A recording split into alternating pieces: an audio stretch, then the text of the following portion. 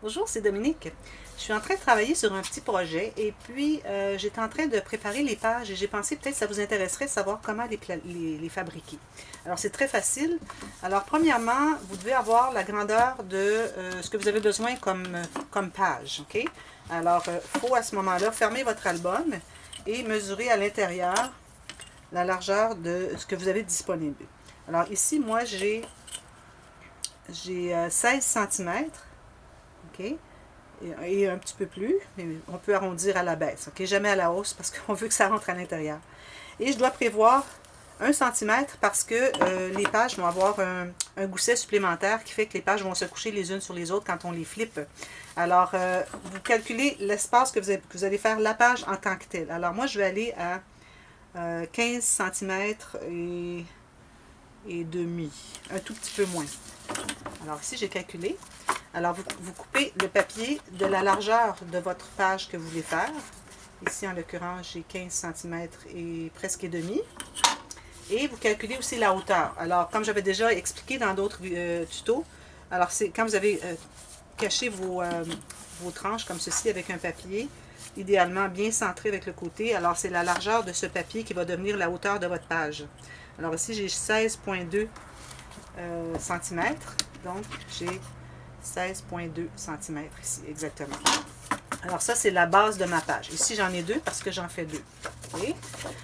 En plus, j'utilise du papier assez rigide, c'est comme du 225 de grammage. Ensuite, ce que vous allez faire, c'est que vous allez vous tailler un papier qui va être un peu plus grand. Alors, 1 cm de deux côtés de plus. Alors, pas tout le tour, juste deux côtés. Un en haut et un en bas. C'est-à-dire un en haut et un sur le côté.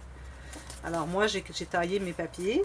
Et puis, j'ai tracé une ligne de pliure à peu près un tout petit peu à l'extérieur de ce que ma page est. Alors, peut-être 1 mm plus petit. Alors ici, moi, juste vous donner les mesures.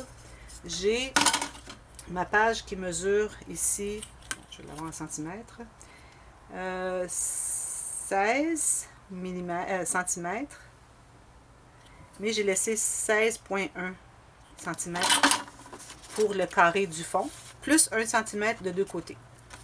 Je me suis tracé des lignes de pliure. Ensuite, ce qu'on fait, c'est que on va tout simplement couper le coin, comme on fait toujours, et aussi biseauter un tout petit peu les deux bouts où est-ce qu'on a les lignes de pliure qui s'arrêtent. Ensuite, je vais plier et je vais pouvoir placer ma page. Alors, il faut calculer dans le bon sens. Et il faut que nos coins ici, le coin où est-ce qu'il n'y a pas de pli, il faut que ça arrive égal. Okay? Si jamais vous n'arrivez pas ici égal, c'est fait comme ça.